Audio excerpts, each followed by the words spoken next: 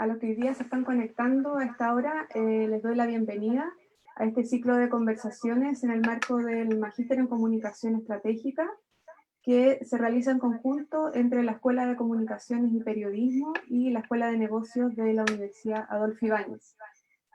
Hoy día tenemos esta última conversación en el marco de este ciclo de conversaciones en las comunicaciones de la poscerteza, y nos acompañan hoy Magdalena Brown, que es decana de la Escuela de Comunicaciones y Periodismo de la Universidad Adolfo Ibáñez.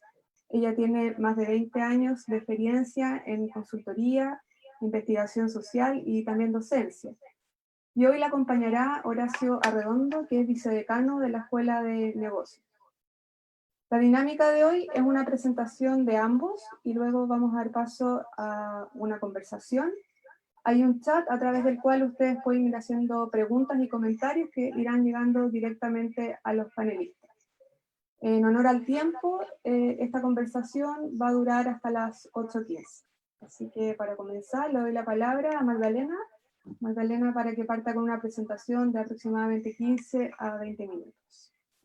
Magdalena. Hola a todos. Vuelvo a hacer el agradecimiento porque sobre todo un día como este, a esta hora, siempre es bienvenido a poder tener la audiencia que tenemos hoy.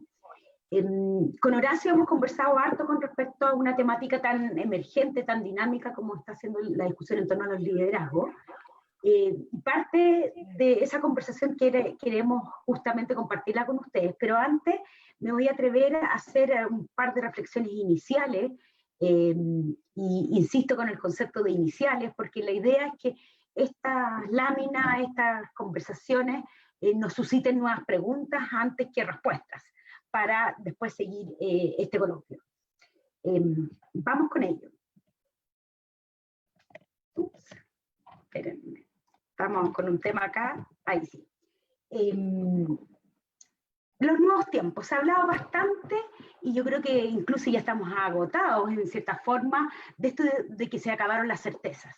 De hecho es algo que uno venía escuchando hace un tiempo esta parte, pero ciertamente la pandemia no ha demostrado que esa incerteza o esta frase que escuchábamos tanto pasó a ser una realidad vigente. Esto a todo nivel y órdenes de cosas, no solo en el mundo político, global, sino también desde incluso una perspectiva, me atrevería a decir, más de orden filosófico. Y tal vez por eso parto de la presentación citando a un filósofo que no sé si lo han escuchado, que es Daniel Innerarity, que ha estado muy comentado, ha sido muy entrevistado, pero la gracia de Daniel es que yo creo que sintetiza en buena forma muchas de las reflexiones que de hace un tiempo se venían haciendo en el campo, por lo menos de las ciencias sociales. Ya entre sus elementos integra bastante esta idea de incluir visiones desde la sociología, visiones desde el mundo científico, y de hecho acaba de publicar este reciente libro que está en la lámina que habla de la pandemocracia, ¿ya?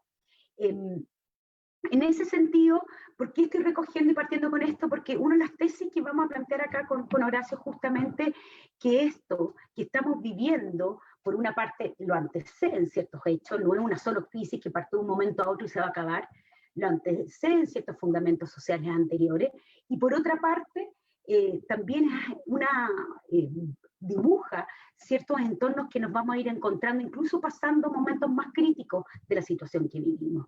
Y es en ese entorno en que entendemos, nos hacemos la pregunta del tipo de liderazgo que uno observa como relevante y emergente en estos tiempos. Me gustaría citar esta frase que tengo muy destacada en rojo, que justamente estoy tomando no necesariamente de este libro del filósofo que estoy citando, sino un libro que les voy a citar después de él, sobre la teoría de las democracias complejas. Pero me gusta esta cita que tiene justamente esta idea que ya es parte como de lo que estamos viviendo, ¿no? El mundo se ha convertido en un lugar inestable, inquietante, donde no valen las antiguas certezas. Y todo esto, cuanto hace no pocos años estábamos seguros de encontrarnos en una senda de crecimiento y estabilidad. Esa frase personalmente me hace mucho sentido, porque nos hemos observado que no solo como país, no solo como entorno, sino que en el mundo de las empresas, todas nuestras relato en torno al crecimiento que nos había afirmado y nos había dado sentido, incluso en el mundo de las organizaciones, de alguna manera está puesto en entredicho.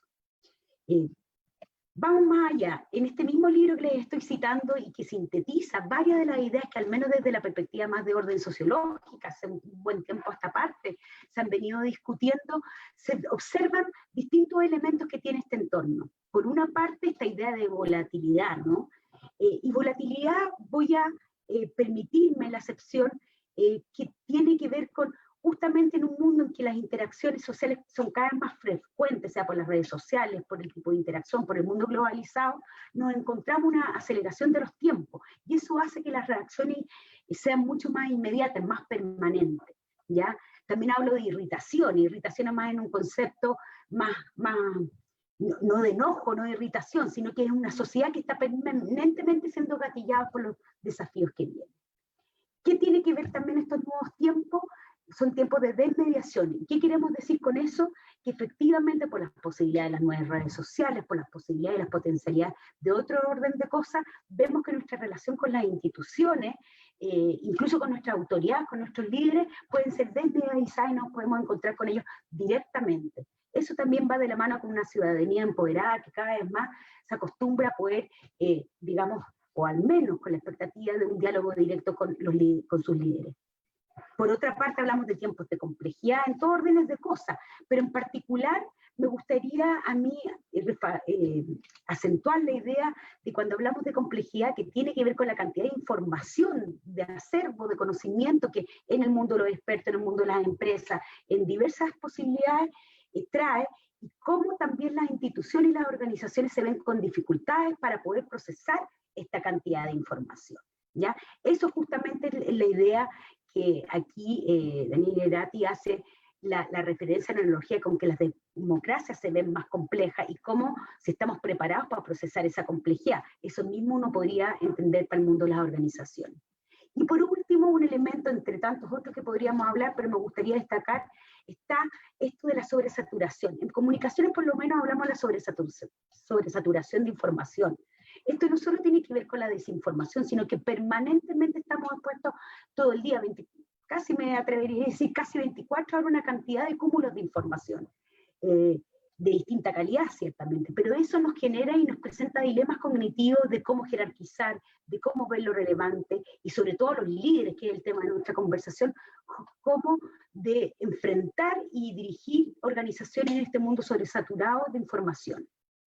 Al mismo tiempo existe el peligro, y eso lo hemos visto sobre todo en el mundo político, de frente a esta complejidad, esta sobresaturación de liderazgo que a veces son, podríamos decir, populistas en términos que nos simplifican todo, que podría ser una ayuda, pero por otra parte también hay problemas difíciles que tenemos que entender como sociedad, o también como una organización y una empresa, y muchas veces esas simplificaciones, sobre todo cuando se convierten en dividir el mundo entre buenos y malos, entre nosotros y nosotros, no siempre ayudan. Y eso es también un desafío de cómo los liderazgos nuevos se van viendo enfrentados a ese entorno. Sigo yo con mis citas, pero puede ser que estos tiempos nos ha llevado a mucho, y en eso me incluyo a releer ciertas lecturas que tuvo uno en algún minuto. Esta, yo no sé si ustedes ubican conocen a Steven Pinker, que es un psicólogo social muy destacado en Estados Unidos.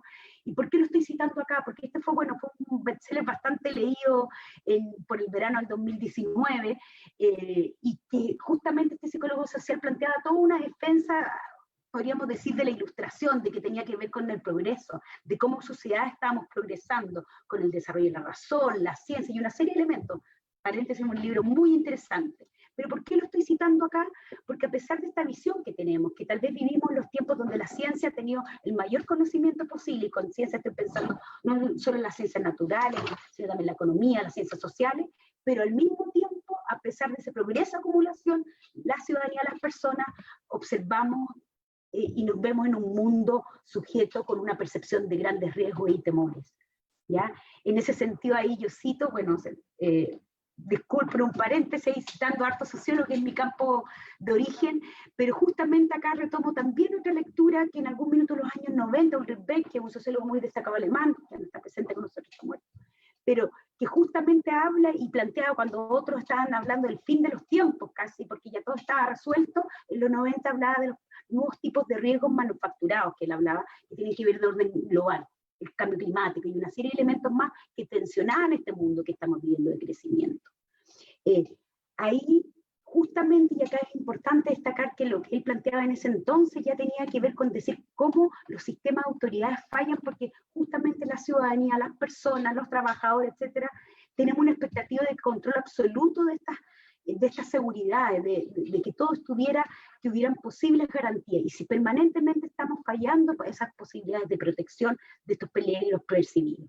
Cuando esta percepción de riesgo, que tal vez es muy propio cuando por lo menos uno trabaja en el mundo de las empresas, organización, incluirlo, planificarlo o calcularlo, pero cuando eso se traduce al mundo de las personas, se traducen en miedos. Miedos como una sensación que también, ahí estoy citando a otros autores, mucho más líquida, subjetiva, que depende mucho de la autopercepción de vulnerabilidad, de percepciones. ¿Ya? Entonces es en ese mundo que a pesar de los grandes progresos nos encontramos al mismo tiempo surgimientos como nunca de grandes miedos de distinta naturaleza, pero frente a lo cual tanto los líderes de orden político, líderes tradicionales tenemos que enfrentar cada día, y que ahora, y en particular en esto, y esto es lo que nos ha traído en cierta forma entre tantas otras cosas, esta pandemia y su impacto económico, es que justamente esos riesgos han puesto en jaque todos los marcos cognitivos. Esta palabra algo más difícil, me refiero a todos esos dispositivos, herramientas, instrumentos, tanto de orden científico, tanto en el mundo económico, organizacional, político, que teníamos para controlar, para planificar y para incluso mitigar todos esos posibles riesgos. Eso en un campo más de orden cognitivo, pero cuando lo pasamos a más, insisto, en el mundo de las personas, eso se traduce en una explosión también de elementos más de carácter emocional y en particular también de más temores. ¿Ya? Yo no sé si ustedes han tenido oportunidad de ver muchas encuestas que han surgido aquí en Chile y en otras partes del mundo con respecto a cómo justamente ha habido unas emociones distintas y dispersas que emergen frente a los nuevos temores que trae la pandemia. Acá estoy citando una que está reciente, salió creo que hoy día o estos días, de COES, que es un centro de varias universidades bastante serio en su análisis, y que nos plantea justamente el surgimiento o la percepción, nos declaran las percepciones, las declaraciones emocionales de las personas en estos días en Chile. Si ustedes observan, elementos como la rabia, elementos como el miedo surgen. ¿Ya? Uno podría decir, bueno, eso siempre está, pero comparado con otros estudios, en otros momentos, en otros años, incluso esto en los últimos meses ha surgido con cierto impacto. Entonces la pregunta frente a ese mundo de que nuestros repertorios anteriores no estaban, ¿cómo son encausados estos temores y estas emociones? Y eso nuevamente vamos a ir observando en nuestra conversación. Tiene que ver con liderazgo, tiene que ver con cómo lo vamos encauzando. En ese sentido, y en este plano, me gusta tal vez definir más que tiempo algunos oscuros, algunos han dicho, me gusta hablar de tiempos de grises, de claroscuros y de matices, donde efectivamente la pandemia y su impacto no es solo un problema técnico de resolver, sino sobre todo un tema social en que suponerlo no solo depende de grandes autoridades, sino los liderazgos también que se ejercen a nivel más microeconómico, más microsocial. Y frente al cual miradas de enfoque de modelos simples resultan muy difíciles. En otras palabras, estamos hablando de que el tipo de liderazgo es un tipo de liderazgo que veníamos ya escuchando en las revistas especializadas en el mundo, en la empresa, que tiene que ver con ese liderazgo con un carácter más de orden adaptativo. ¿Qué es esto? Esto es un diagrama que ahí cito del mundo, del semanario español, del diario español, y qué es lo que traduce, ahí lo estoy citando, los liderazgos actuales a nivel mundial. Y pone como a la baja en unas flechas para abajo, si ustedes pueden observar liderazgo de algunos de Bolsonaro, Trump y otros, y para arriba, en su día, liderazgo como el de Angela Merkel en Alemania y como de Jacinda Ardern en Nueva Zelanda. Yo podría hablarle, pero eso daría para otra discusión que también se ha abierto, cómo han emergido ciertos liderazgos femeninos con más fuerza.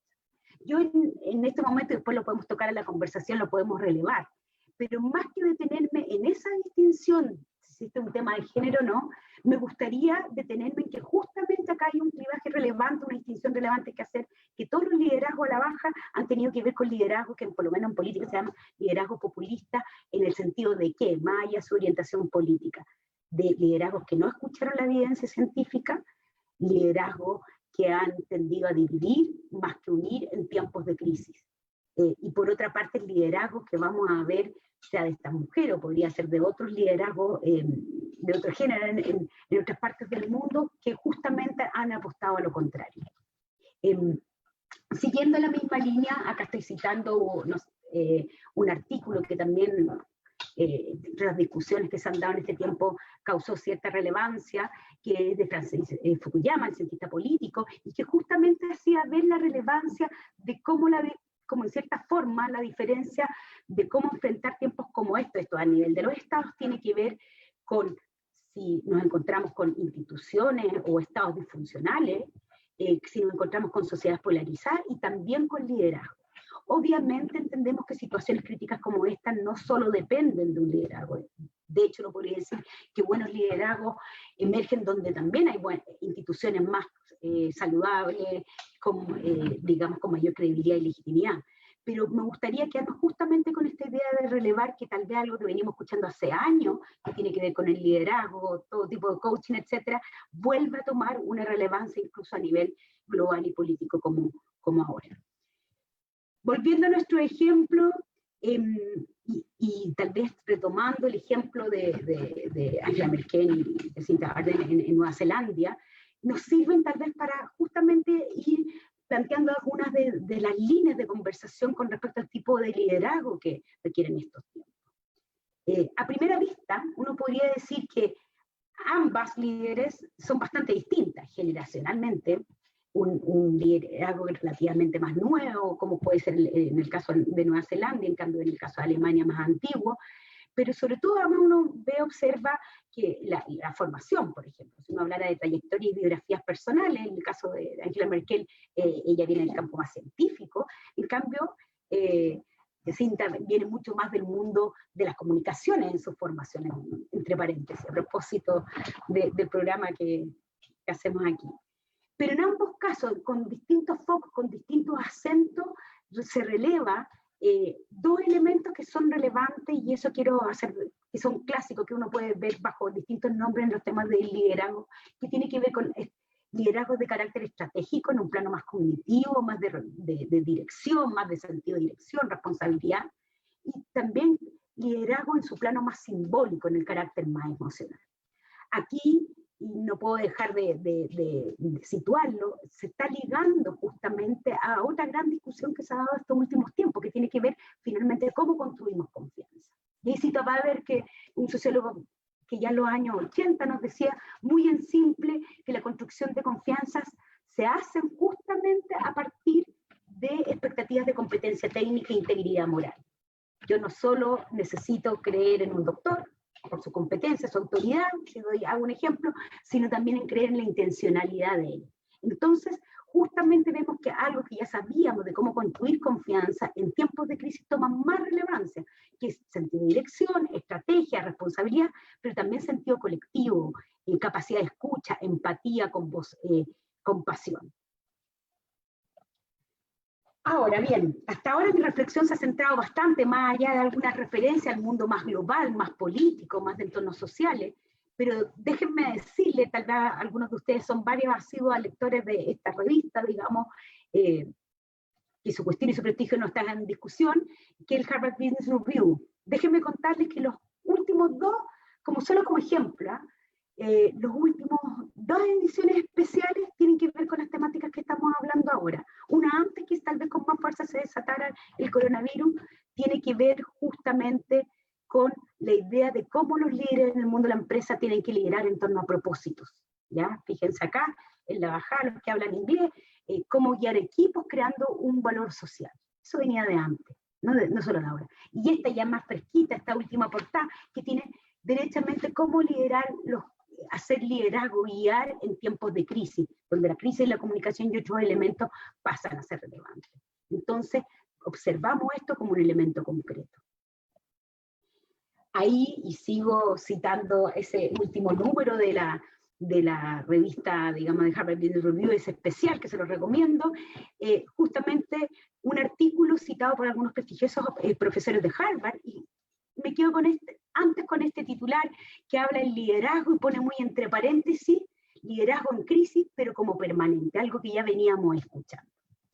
Aquí algunas ideas básicas que más bien enfatizan lo que hemos visto en otros ámbitos de la sociedad, en el mundo político, las organizaciones sociales, se traduce al mundo de la empresa. La cita, disculpen, está en inglés, no me atrevía a hacer traducción libre, pero principalmente esta constatación que estamos viendo todos de que tal vez, comillas, bien entre comillas, digo, esta nueva normalidad, incluso pasando esta crisis, nos va a llevar a dilemas y a desafíos distintos que incluso son poco conocidos hasta ahora y que eso va a requerir forma o revisiones de lo que entendíamos el liderazgo hasta ahora. En ese sentido podemos estar en etapas, obviamente, todas las crisis, cuando uno hace como el ABC de la gestión de crisis, sobre todo en términos comunicacionales, uno siente ciertas etapas de estabilización, de que uno tiene que contener particularmente, pero que tal vez en estos tiempos se ha visto como más fuerza esos liderazgos a nivel, insisto, siempre micro, macro, etcétera, social, se han visto frente a la pregunta de la gente con que trabaja, con sus colaboradores, de una enorme presión de responder a la ansiedad y dar certezas, cuando muchas veces esos líderes no siempre han tenido esas plenas certezas. Ahí está el desafío.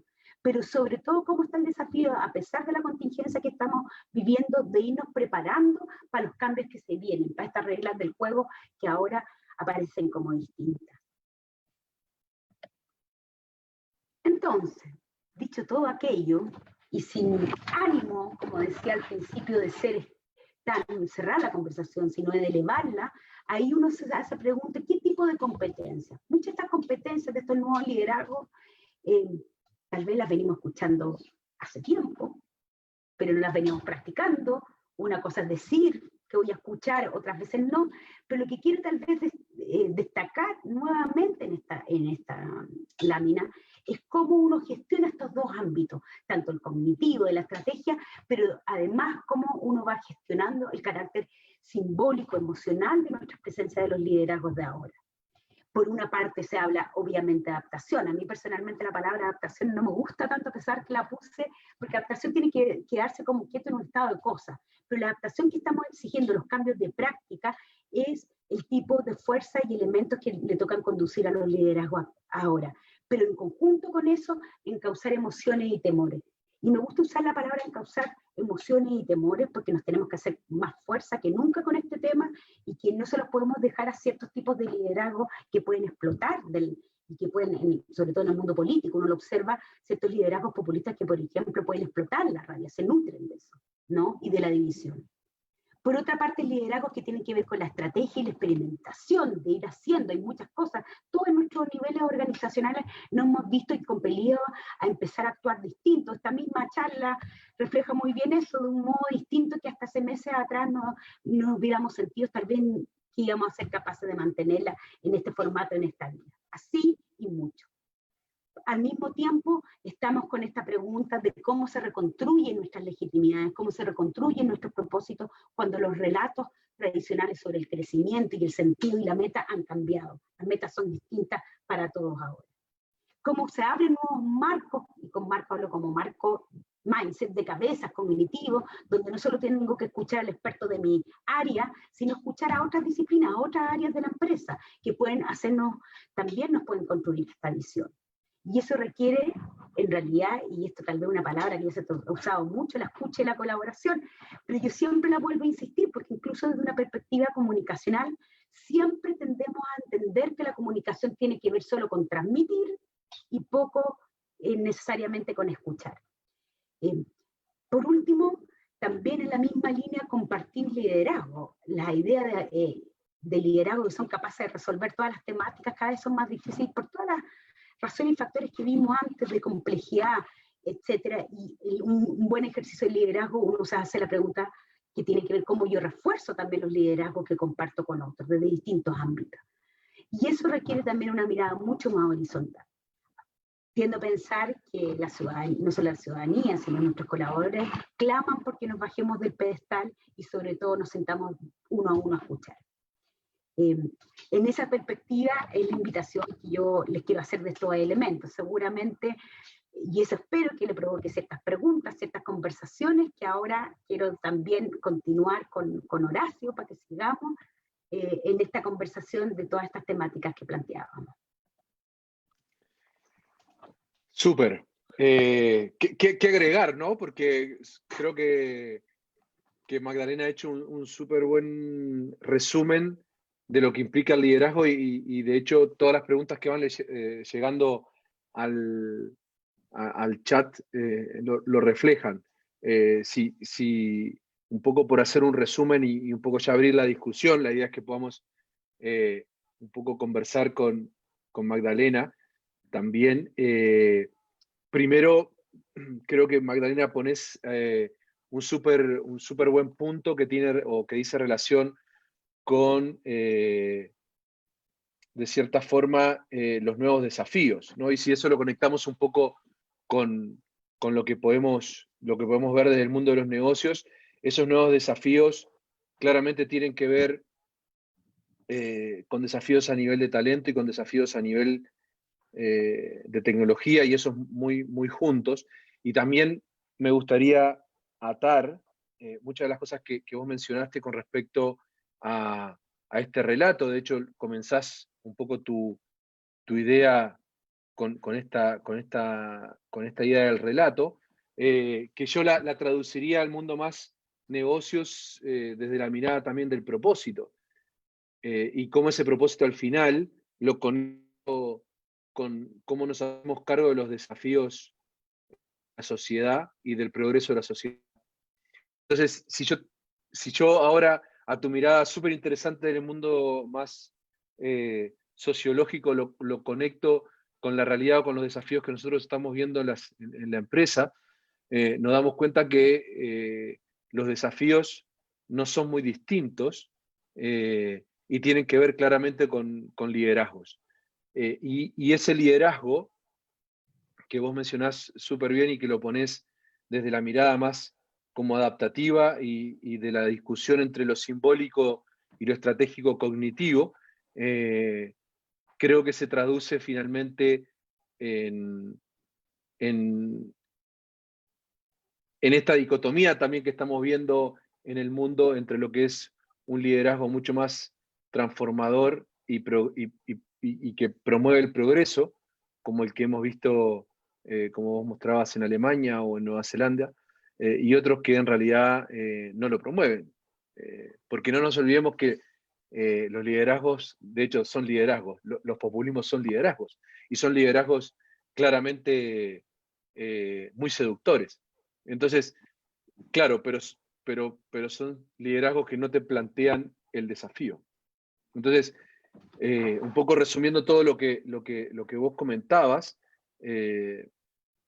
siento que cuando nosotros bajamos esta mirada súper interesante sociológica que vos nos compartiste y que nos regalaste a lo que es el mundo de los negocios, vemos un mismo desafío entre lo que es la discusión más simbólica y estratégica, que tiene que ver con el relato y con lo que queremos hacer, que la podemos dar un doble clic hacia el desafío del talento y la tecnología, que le podemos dar un doble clic a un permanente estado de transformación. Escuchamos por ahí la transformación digital como el gran, ¿no? como el gran leitmotiv. Yo creo que el leitmotiv no es la transformación digital, el leitmotiv de los negocios de acá a mucho tiempo va a ser la transformación y punto, y period, dijeran, ¿no? Pero esa transformación tiene que tener un norte, y ese norte es simbólico, y ahí es donde metemos la discusión de que si realmente pensamos que los negocios son el problema o la solución. Y yo creo que esta pandemia lo que nos está mostrando es que son la solución. O sea, hoy estamos hablando de dos pandemias, una pandemia económica y una pandemia sanitaria, ¿no? Sanitaria y posteriormente la económica. Y eso nos muestra que finalmente si nosotros no tenemos un entramado económico robusto, cualquier cosa que queramos hacer queda totalmente inhabilitada. Entonces, si yo traduzco todo lo que vos nos compartiste al mundo de los negocios, la discusión no es muy distinta. Y los liderazgos, y ahora sí me voy al título de la canción, los liderazgos que necesitamos son esos liderazgos que son capaces de tener un relato, o sea, realmente un relato que se conecte con una sociedad cada vez más empoderada, que muestre que los negocios son progreso y que los negocios son parte de la solución y no el problema, y que a partir de ahí estos líderes o estos liderazgos, en lugar de hacer un liderazgo populista enfocado únicamente en el crecimiento, puedan hacer un relato que realmente ponga el desafío enfrente de sus equipos y les haga mucho más preguntas que respuestas, y que les permita progresar, ¿no?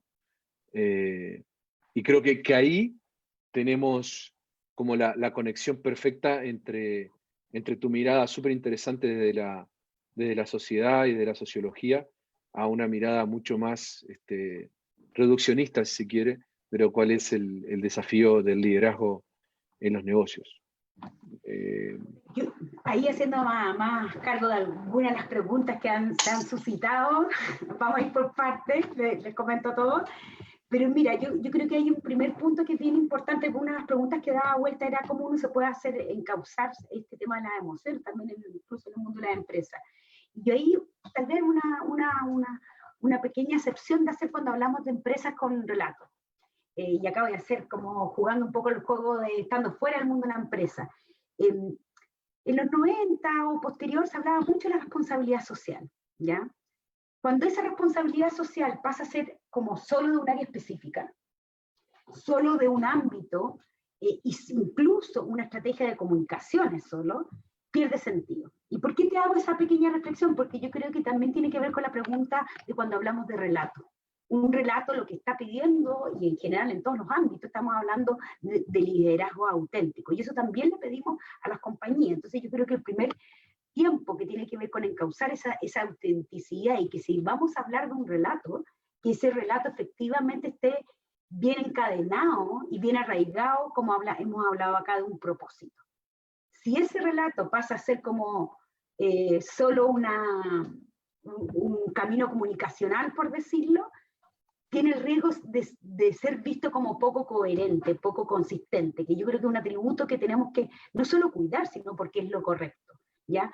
Por eso, efectivamente, uno ve que tanto a nivel de colaboradores o a nivel de empresas, incluso a nivel de posicionamiento, de marca, son valoradas aquellas empresas en que se ve que hay una autenticidad de ese relato. Entonces yo creo que un primer elemento que vale destacar. ¿Y por qué lo destaco también y lo vinculo al mundo de las emociones? Porque de alguna manera cuando nos sentimos realmente parte de un propósito, de algo, de un grupo, de un colectivo, que ahí yo recogería el tema del tono convocante, también es un camino de una manera para ir siendo parte, obviamente con ciertas dificultades, de los liderazgos que se ejercen en las compañías, ¿ya? Tal vez uno en el mundo de la empresa no se encuentra, que también ha suscitado hartas preguntas, populismos como existen en el mundo político y que han emergido con tanta fuerza. Pero aún así vale la pena, creo, y un poco las conversas previas que teníamos, Horacio, antes de esta conversación, vale la pena tal vez recordar qué distingue un liderazgo populista. Y con eso aprovecho de responder algunas de las preguntas que estaban en el chat, ¿no? Y que justamente un liderazgo convocante, honesto, sincero, que convoque más que desintegre, que convoque antes que divida, es tan importante. Porque si algo se destaca el liderazgo populista es justamente porque se simplifica todo y se sitúa en el plano de lo bueno y malo. Lo distinto lo sitúa como un otro extraño, siempre además echándole la culpa al empedrado, como yo digo, buen chileno.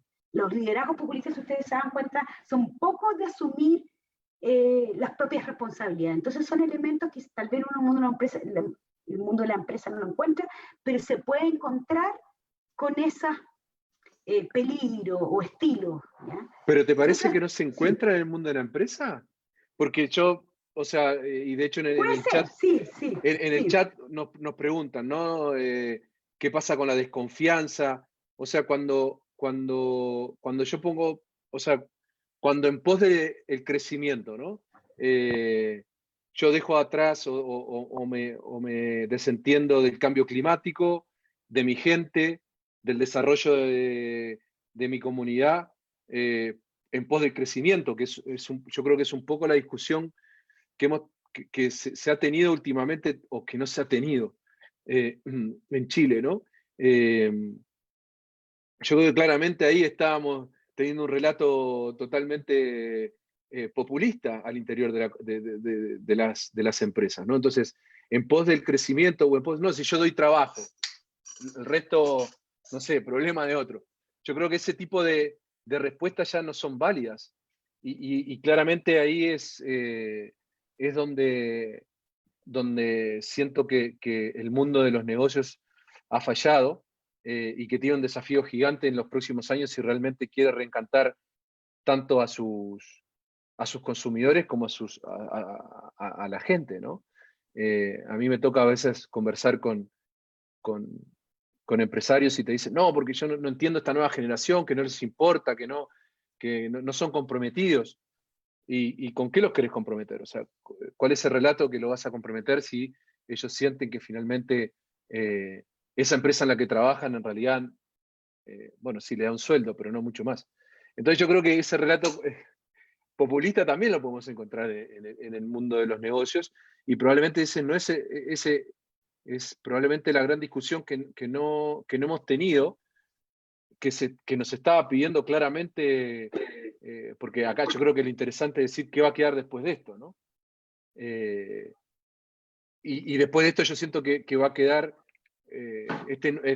hablan de nueva normalidad, y yo siento que va a ser todo menos normalidad, porque si no, a la salida de esto, y por más que creo que todos estamos desesperados por salir de nuestra casa, vamos a tener de vuelta un estallido social, ¿no? Entonces, yo creo que también hay una gran oportunidad que el mundo de los negocios la tiene que tomar, y que qué bueno que tal vez que este sea el ámbito, ¿no? O sea, entonces, nada, y es solo una reflexión Es que pensando ahí, en tu lo idea que del pasa es que, populismo que no existe en los totalmente. negocios. Sí, no, lo que pasa es que yo creo que, a ver, yo creo que más que populismo, ese tipo de discurso es un discurso que era muy, muy de experto, muy que bastaba, incluso más de no escuchar que el ámbito de la conducción de las personas no solo se remitía, incluso no solo a las personas con tus colaboradores, sino a tus comunidades, solo repetía una cosa de empleo en empleo. En ese sentido, sí tiene un elemento, y yo creo que a todos muchas veces nos pasó, y que yo creo que parte de las medias culpas, incluso uno cuando le tocó trabajar en organizaciones, que se establecían como siempre dicotomías blanco y negro, ¿no? Empleo o desarrollo eléctrico, empleo o entorno sustentable, ¿no? Y yo creo que sí, ciertamente, y por ahí lo ponían en alguna de las láminas, esta idea, a mí me gusta hablar del tema de los claroscuros. Yo creo que efectivamente la ciudadanía, incluso las personas, los trabajadores, y entienden que las cosas no tienen que ser negro y blanco, o empleo o lo otro, sino que se pueden, y es el tipo de discusión que tenemos que tener a nivel más macro, pero también a nivel más micro de las empresas, de cómo compatibilizar objetivos que antes la empresa se veían como distintos. Entonces yo creo que ahí eso. Sí hay otra cosa que yo tal vez no sé si llamar, y tal vez estoy extendiendo el concepto de populismo, pero sí de repente nos pasa que, y esto habiendo trabajado mucho tiempo en comunicaciones, siempre uno observa que una adhesión formal a ciertos de estos elementos, y sobre todo desde las comunicaciones. También se habla que los estilos populistas tienen que verse por ser muy mediáticos, ¿no? Entonces, un buen líder sí tiene que estar súper presente, etcétera, pero realmente está muy preocupado de las formas y poco lo sustantivo. Y ahí se va a castigar muy importante, y insisto, con el tema de la autenticidad y las coherencias. Porque efectivamente, y eso creo que es un tema que es sumamente importante para el mundo que se viene, porque a las empresas todas les toca enfrentar mundos que se van a encontrar con dilemas.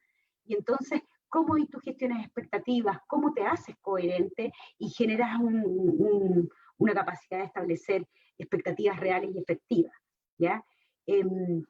Por ahí, y ahí alguien me hacía la pregunta de cómo veíamos incluso a nivel de empresa, y ahí te hago yo la pregunta a ti, jugando el rol de moderadora, Horacio, de cómo veíamos como el discurso del mundo de la empresa, llámese los grupos empresariales, Juan Sutil, etcétera.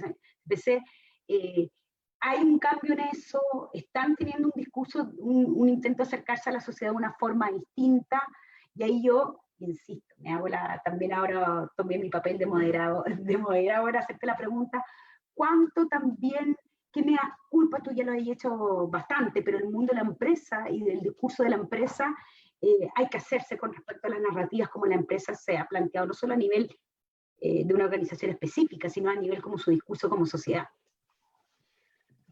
Y Pero, de los actuales, los líderes actuales, preguntaron ahí. claro. No, Los a ver, liderazgos empresariales. o sea, yo siento que claramente hay, al menos, empiezan a surgir nuevos discursos, ¿no? Y de hecho esos nuevos discursos que van surgiendo, yo creo que ya estaban surgiendo desde antes y probablemente habían empezado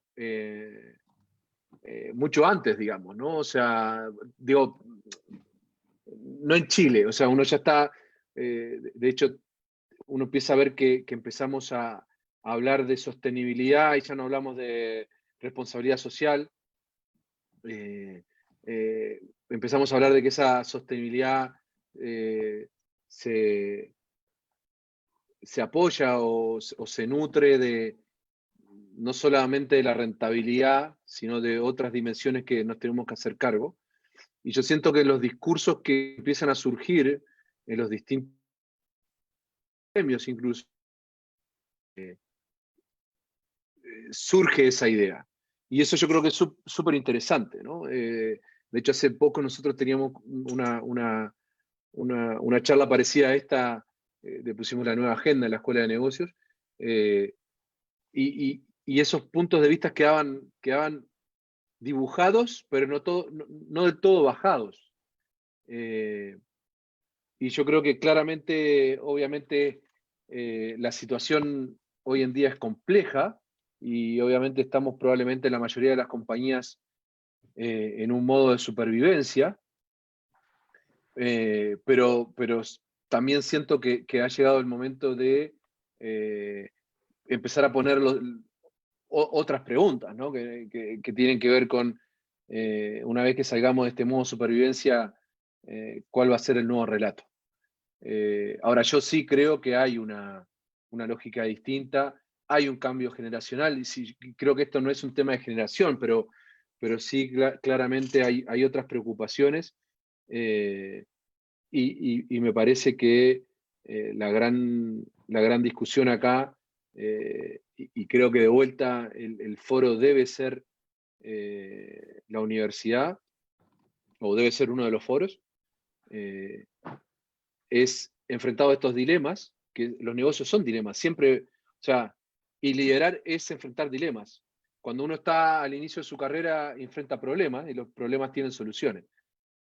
Cuando uno lidera, enfrenta dilemas y los dilemas, ese es el problema de los dilemas, no tienen soluciones, uno tiene que estar sopesando decisiones, y ahí tiene que ver cuál es su marco ético.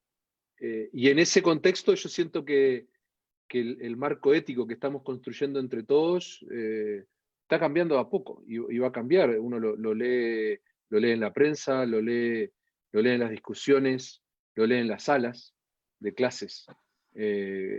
Y probablemente va a demorar un poco más de tiempo, pero siento sí que está cambiando. O sea, yo siento que sí que está cambiando.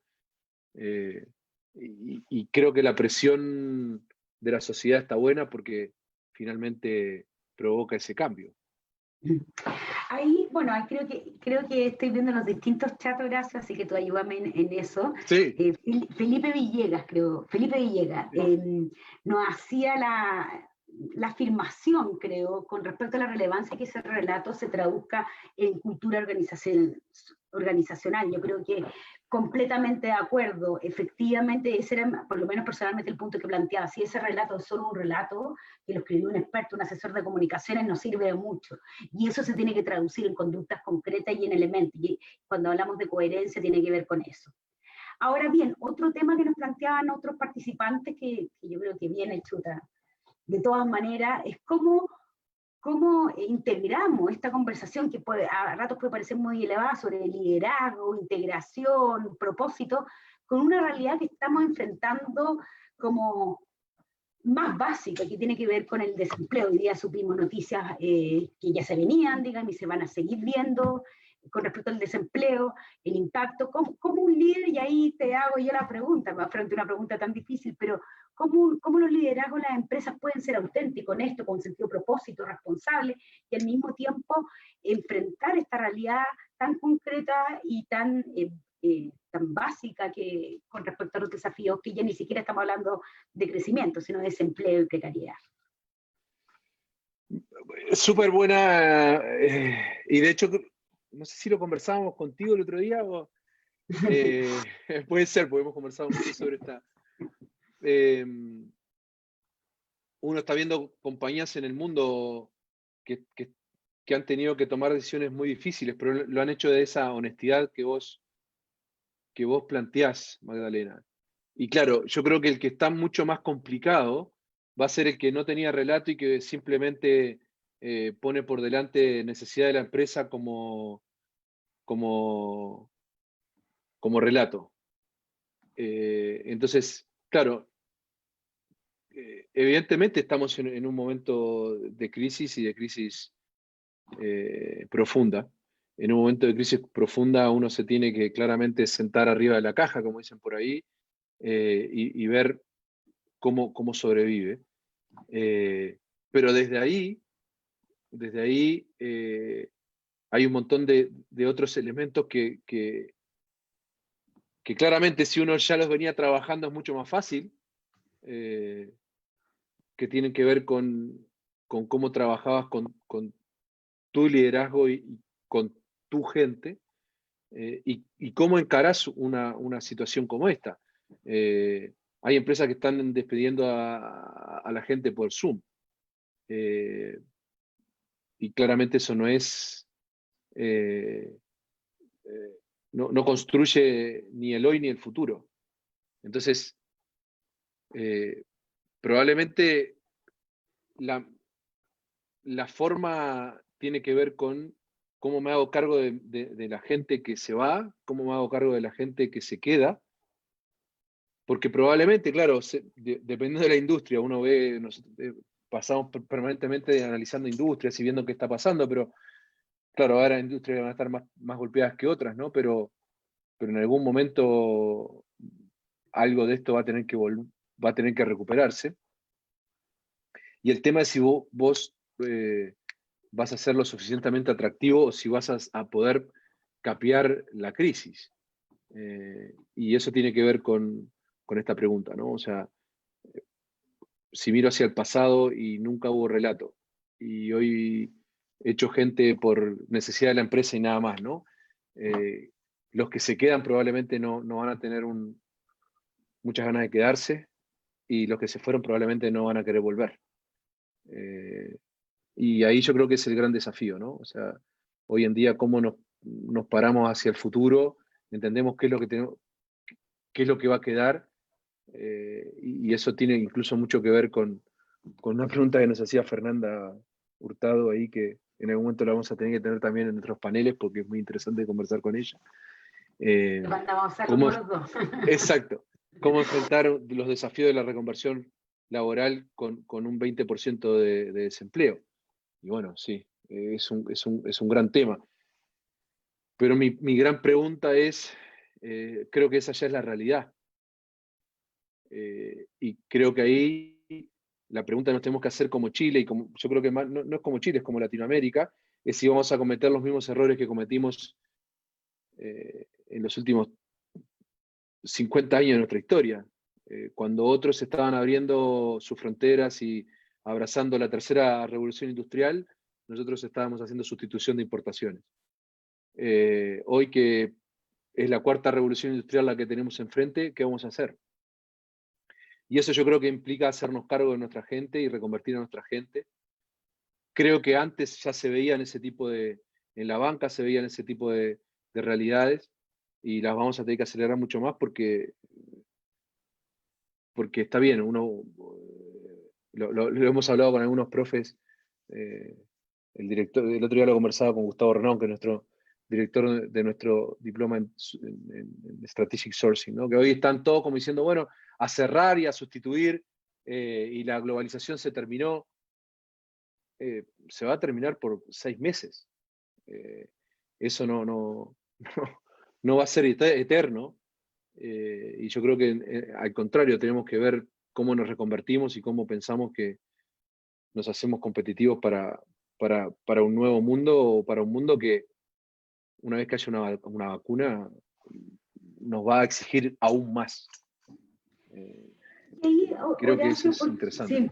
Sí, yo estoy haciendo mi rol, que hay en mi rol de entrevistadora también, pero creo que hay dos cosas que también, tomando los comentarios de algunos participantes, perdón si no tengo todos los nombres, pero uno, bueno, alguien planteaba hoy la necesidad tal vez casi que en la formación, como la pregunta por formación distinta, filosófica, incluso del mundo de los negocios. Yo ahí solo comentarle, y esto que no parezca por favor más, que sino en serio, nosotros yo creo que como universidad ya nos ha tocado hace rato estar en una reflexión de cómo, bueno, de hecho el programa que juntos trabaja, que realiza esta actividad, que en nuestro programa de comunicación lo hacemos Escuela de Negocios y Escuela de Comunicaciones, apuntando a eso, de justamente cómo esto requiere la formación en miradas mucho más interdisciplinarias.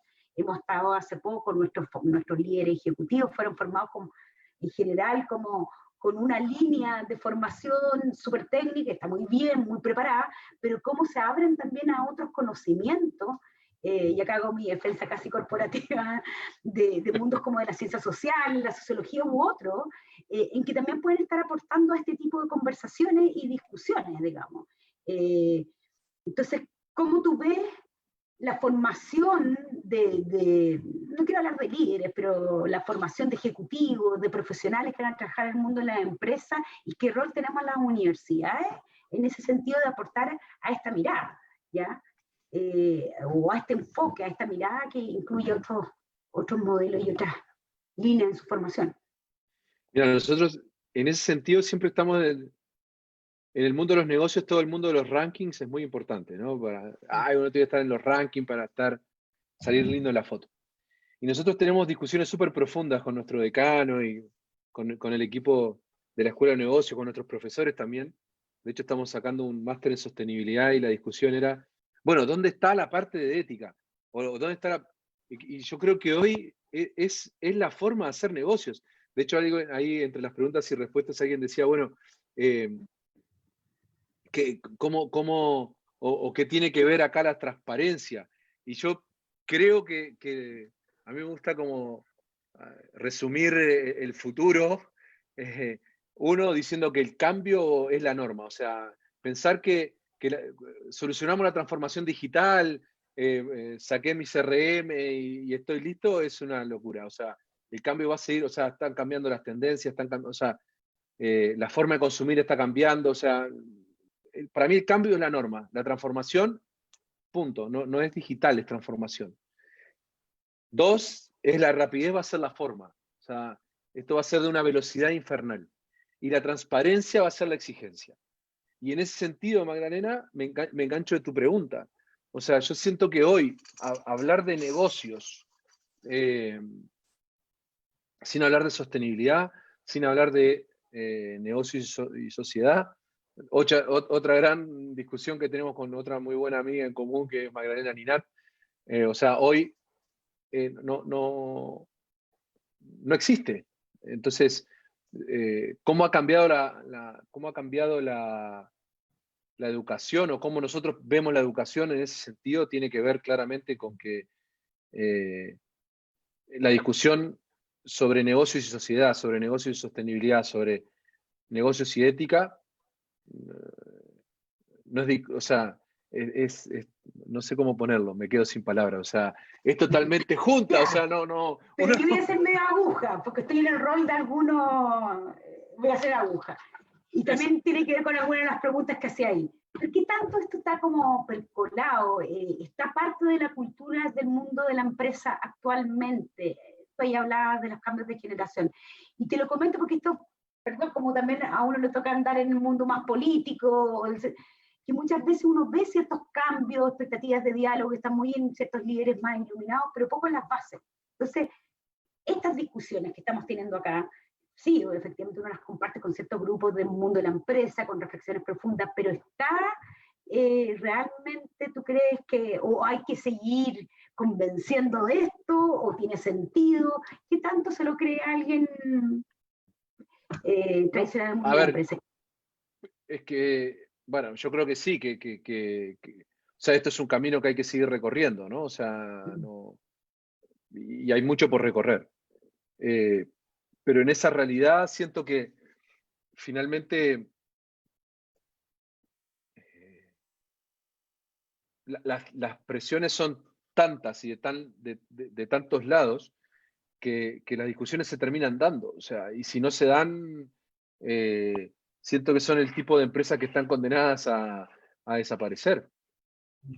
Es verdad que uno puede decir, bueno, todavía hay algunas que uno no sabe por qué existen, digamos, ¿no? Pero claro, después llega el momento de la discusión y por algo la sociedad estaría totalmente negada a que las apoyen o el consumidor totalmente negado a consumirlas si aparece una alternativa.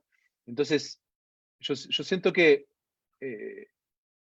de hecho, siempre tengo esta discusión con Bracy Wilson de si lo que está cambiando, si es la tecnología lo que está cambiando a la gente o es la gente que está dispuesta o hay un cambio sociológico y de consumo tan grande y de formas de mirar que hace que tecnologías o formas de consumir o formas o modelos de negocio se vuelvan atractivos porque surge el modelo de negocio o porque realmente hay alguien que está dispuesto a consumirlo.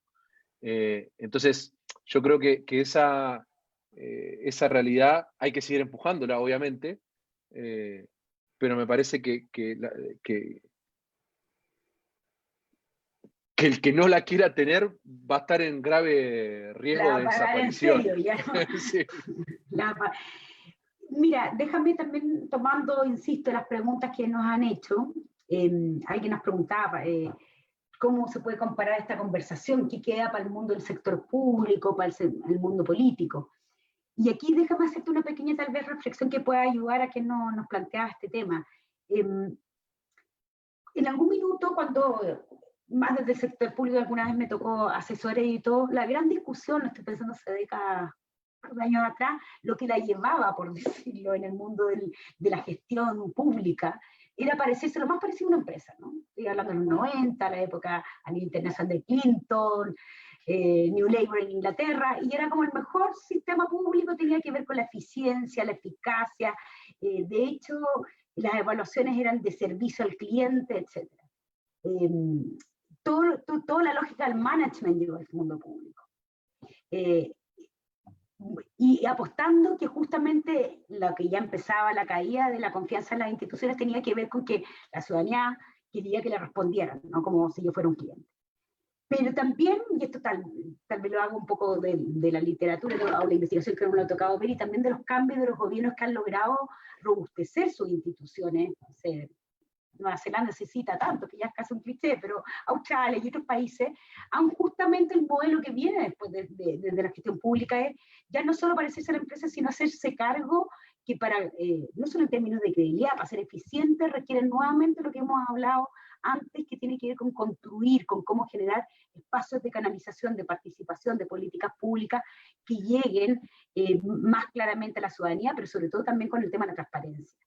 Entonces, es interesante porque en algún minuto el Estado, por decirlo de una manera, mientras mejor me parecían los criterios de eficiencia, que era como un paradigma mejor, y por otra parte ahora nos ha ocurrido que en el mundo de la empresa es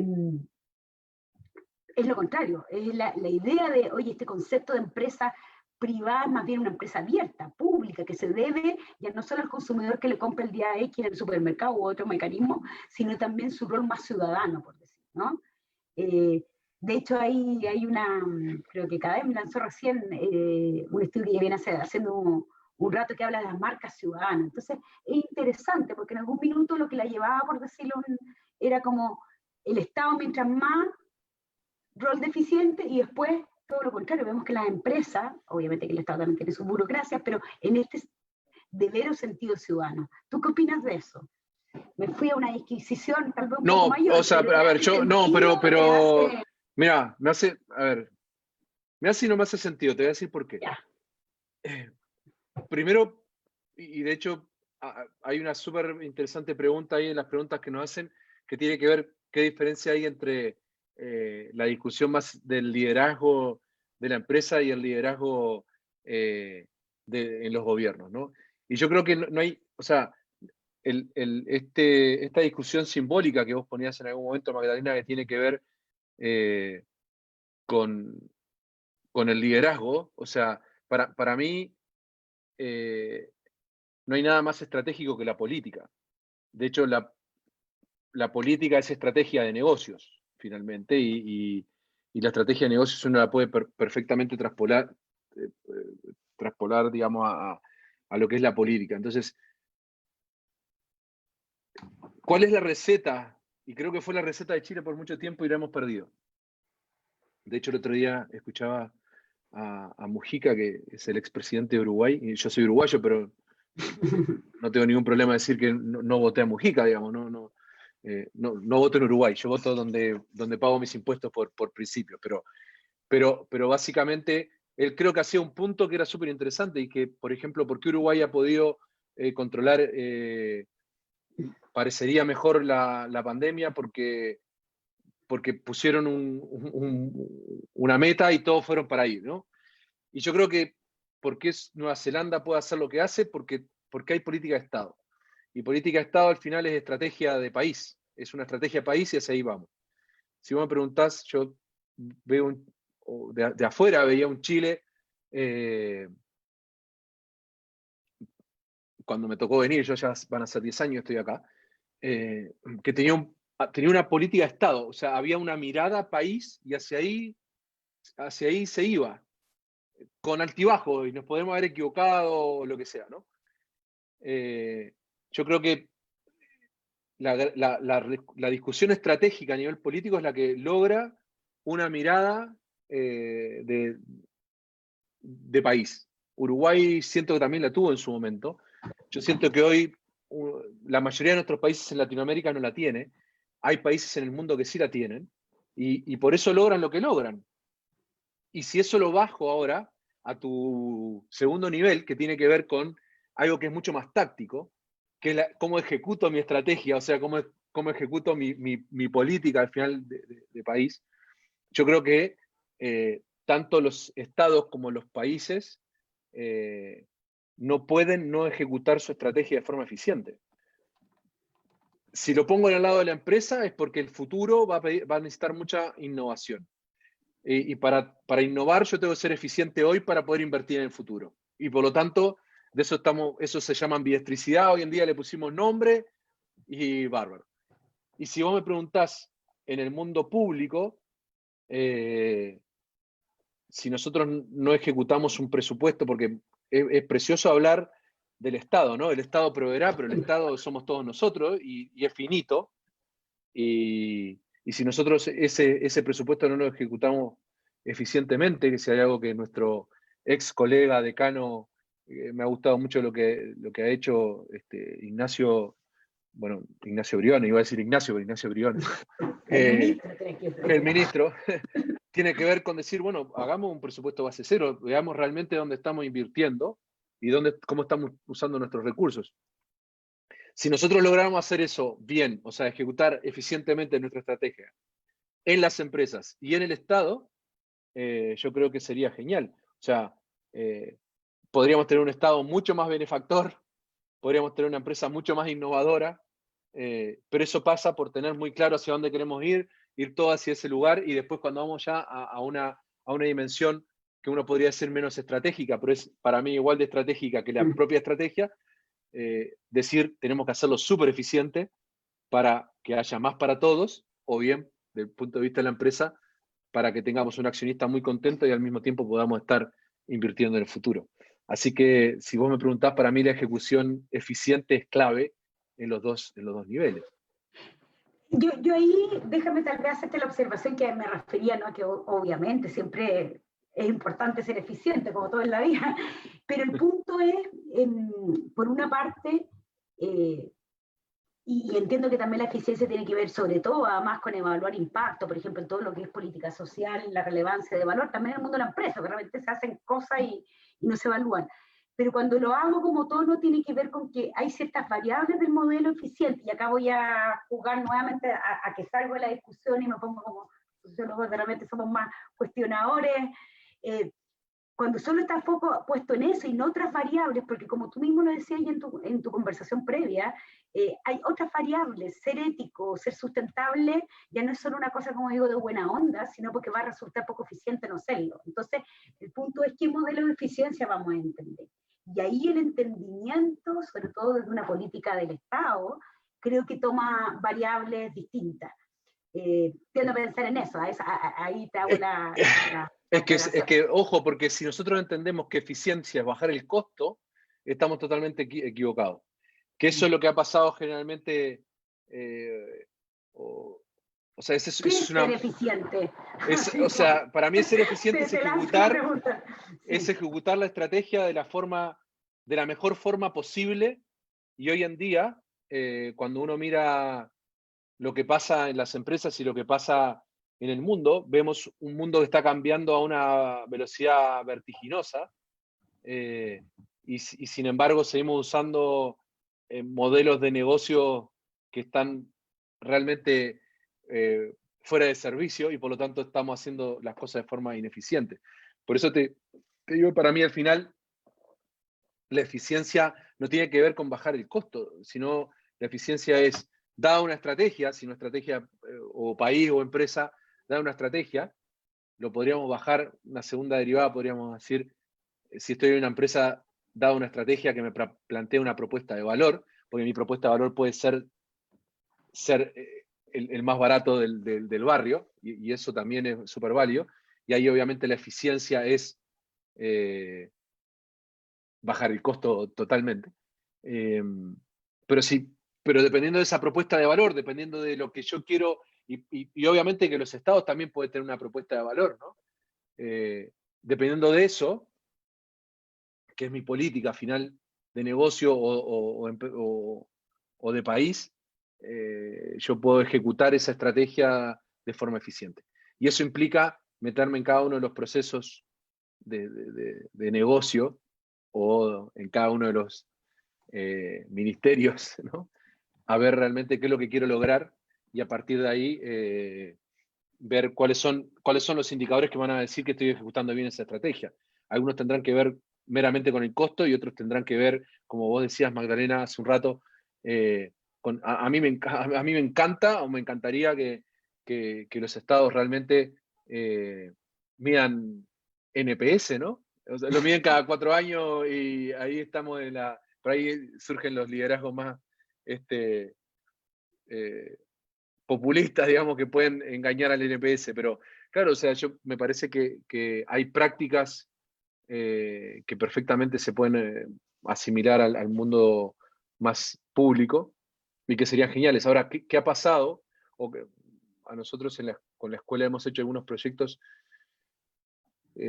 muy interesantes en el mundo de educación, apoyando a algunas municipalidades en sus desafíos de educación, y eso desde la gestión, obviamente, y claro, cuando veo, o cuando nos tocaba ver la cantidad de indicadores que le piden para ver si están ejecutando bien su presupuesto, terminan gastando más tiempo en ver si ejecutan bien el presupuesto que en ejecutar el presupuesto.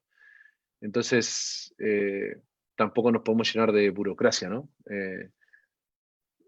Lo cual implica que si vos tenés muy claro cuál es tu estrategia y qué es lo que querés lograr, y lo podés bajar a 3 o 4 indicadores que sean realmente, o que midan realmente qué es lo que querés lograr, todo el resto es mucho más dinámico, ¿no? Que creo que lo que va a pasar, sí, en las empresas es que vamos a necesitar mucha más dinámica, o sea, una ejecución mucho más dinámica, porque ya te digo, yo creo que la forma en que los negocios se van a empezar a dar va a ser totalmente distinta. Ahora se nos van quedando 1 minuto según el horario que nos dio la BISMIA. Súper. Nos diría, entonces yo creo que es el momento que nos tenemos que convocar. Hay algunos temas que tal vez quedaron dando vueltas las preguntas. Por ahí alguien preguntaba cómo se relaciona nuevamente el mundo de la empresa con el mundo político, venían elecciones, yo ahí solo comentar que creo que harto, pero sobre todo yo creo que de cara al mundo de la empresa, que el buen sentido de la política yo creo que es importante relevarlo, ¿no? En el buen sentido de la política, en el amplio sentido más allá de las discusiones partidarias, pero creo que independiente de ese tema, creo que es el momento que también nos demos la posibilidad a los dos, no sé si tú quieres ir redondeando cierta idea, el título de la canción, Súper. hoy día era nuevo liderazgo, nuevos tiempos, bacán, todo nuevo, para ir y tratando de las preguntas que la gente nos fue haciendo en el camino, para hacerlas. Bueno, primero que nada, yo me quedaría conversando mucho más rato, digamos, pero yo creo que primero que nada este nuevo liderazgo tiene que ver con las primeras ideas que vos diste, Magdalena, en el sentido de tiene que ser un liderazgo que se haga cargo, ¿no? Y ese hacerse cargo básicamente implica ver para el por qué existe la organización, que eso le llamamos propósito, y a partir de ahí empezar a entender de qué forma movilizar a la gente. Y para movilizar a la gente hoy, claramente me tengo que hacer cargo de los desafíos de negocio, de los desafíos del talento, y probablemente los desafíos de la sociedad, ¿no? Y esos liderazgos claramente tienen que estar dispuestos a soportar muchos embates, y el líder, de hecho, citabas algunos factores que nosotros, el liderazgo que tenemos dentro de la escuela de negocios, promueven, que tiene que ver que si yo quiero ser un líder hoy, ya hace mucho rato, ¿no? Pero eso implica ejercer liderazgo, y ejercer liderazgo implica a enfrentar a la gente con grandes desafíos y con grandes pérdidas, digamos. Entonces, ahí la pregunta es, y esa es la pregunta que nosotros le hacemos siempre que en muchos de nuestros programas a los alumnos, es si están dispuestos a ellos a poner en juego su capital, su propio capital, digamos, ¿no? Su capital intangible, personal. Entonces, siento que los nuevos liderazgos tienen que hacerse esa pregunta antes que nada, ¿no? O sea, si están dispuestos a ser los movilizadores o simplemente a mantener un status quo, y claramente los que van a triunfar van a ser los que movilizan, ¿no? Pero eso implica hacerse una pregunta que tiene que ver con cuánto estoy dispuesto a poner en juego para lograr eso. Yo tal vez también mi cierre me gustaría tomar la última pregunta casi que nos hacía Virginia, que se serán los liderazgos más colaborativos post pandemia. Yo creo que todos nos hemos enfrentado a discusiones, incluso cuando uno lee a los columnistas de la plaza, a distintas gente, sobre todo en un primer momento que partió esto, con muchas buenas, por decir, ganas, voluntarismo, de decir, esto nos va a hacer cambiar a todos. Yo creo que efectivamente nos haga cambiar esto, pero vuelvo a un razonamiento. Esto no va a ser porque si van a haber liderazgos más colaborativos, debiera ser, ¿ya? No solo porque es bueno hacerlo, insisto, sino porque va a ser necesario hacerlo. Antes se hablaba mucho, palabras que estaban guardadas y que uno como que las aprende en los cursos, en los programas, pero que ahora están siendo cierto, que la forma de establecer alianzas, colaboraciones en redes, hoy día creo que, voy a nombrar una marca, pero hoy día se ganó o no se ganó, pero salió entre las marcas más reputadas, estas marcas ciudadanas, cooperativa. Entonces, toda esta idea de finalmente creo que tanto, incluso no solo una perspectiva comunicacional, sino una perspectiva de la complejidad en que estamos trabajando, que la idea de red va a ser más necesario que antes. Por eso insisto, no solo desde una perspectiva de un deber ser, sino una perspectiva necesaria. Pero nos cuesta. Y yo creo que eso nos cuesta hacerlo, porque hemos sido formados para ejercer liderazgo en que lo resolvamos todos, que el jefe tiene la última palabra, incluyéndose muchas veces uno mismo. Entonces, yo creo que el trabajar colaborativamente requiere ceder, aprender a hacer más, que nos cuesta. Y sobre todo en el mundo también, y lo digo en el mundo de la empresa o en otros, porque hemos estado como que, tú bien decías antes que hablabas con tu decano a propósito de los rankings, siempre nos estamos viendo en ranking. El ranking es una figura, quién está arriba, quién está abajo, así es el mercado. Entonces, la pregunta que te hago a ti, y para terminar, Horacio, es ¿cuánto ese liderazgo colaborativo lo ves realmente posible? ¿Qué tan va a ser necesario para este mundo post-pandemia? Y con eso prometo al resto de la gente que ya vamos cerrando porque se nos han descolgado algunos ya. Sí. Mira, yo creo que, o sea, claramente la colaboración va a ser súper necesaria a nivel país. O sea, yo creo que tenemos desafíos gigantes. Si vos mirás Latinoamérica, nosotros con la escuela estudiamos mucho Latinoamérica, y más allá de los liderazgos o de los modelos económicos, de los líderes populistas o no populistas, todos seguimos atrapados en esta trampa del ingreso medio. Algunos más atrás que otros, pero finalmente la gran pregunta es ¿qué nos falta ahí? Y yo creo que nos falta entramado social, nos falta políticas educacionales para realmente seguir creciendo. Y eso es una conversación que es general y tiene que ser una conversación totalmente colaborativa. Ahora, cuando lo miro al mundo micro, y ahí hay uno de los abuelitos, a mí me gusta hablar de los abuelitos del management, que es Peter Drucker, decía, el error del management o de los gerentes o de los ejecutivos es pensar que un buen líder es el que da respuesta y es el que hace buenas preguntas. Entonces, claramente los liderazgos se tienen que cambiar a empezar a hacer muchas más preguntas y estar dispuestos a que la gente se equivoque, a que tus colaboradores se equivoquen, porque probablemente hoy en día ninguno de nosotros tiene todas las respuestas. Entonces, sí, hay que tratar en este liderazgo tener una mirada, y esa mirada hacer lo más amplia y colaborativa posible, pero claramente las organizaciones piden a sus líderes hacia dónde vamos, y a partir de ahí sí, empezar a desplegar un liderazgo mucho más abierto, colaborativo y participativo, que no tenga problema en que la gente se equivoque, y eso nos cuesta. Nos cuesta por cultura, por dónde venimos, todos venimos, o sea, ¿no?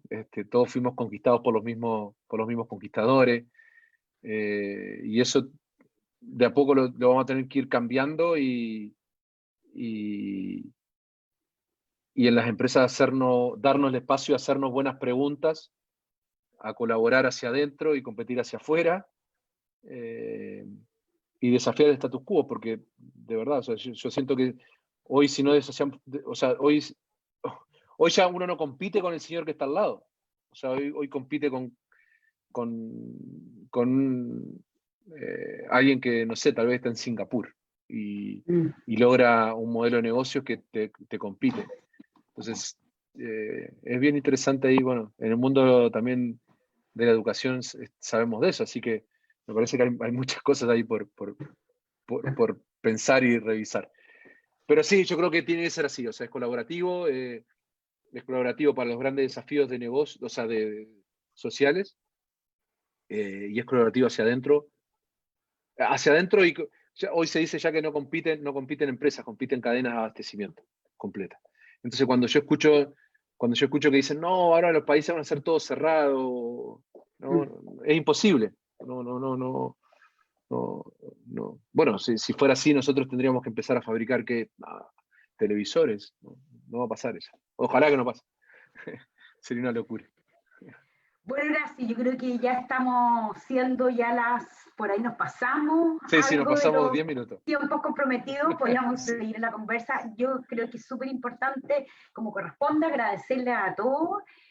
Dará para otras conversaciones con otra gente, con otros invitados. Y insisto, agradecerles que estemos acá todos, porque yo creo que parte de estos nuevos tiempos que nos hagamos, como bien decía Horacio, las preguntas, pero bueno, también enfrentar los desafíos que se nos vienen. Así que, sin más, despedirme. Así que gracias. Gracias, Horacio. Fue una buena Gracias, Magdalena, por la invitación. Me entretuve, sí, Gracias a todos y bueno, sí, a mantenernos en casa y sanos. sí, eso. Chao. Chao.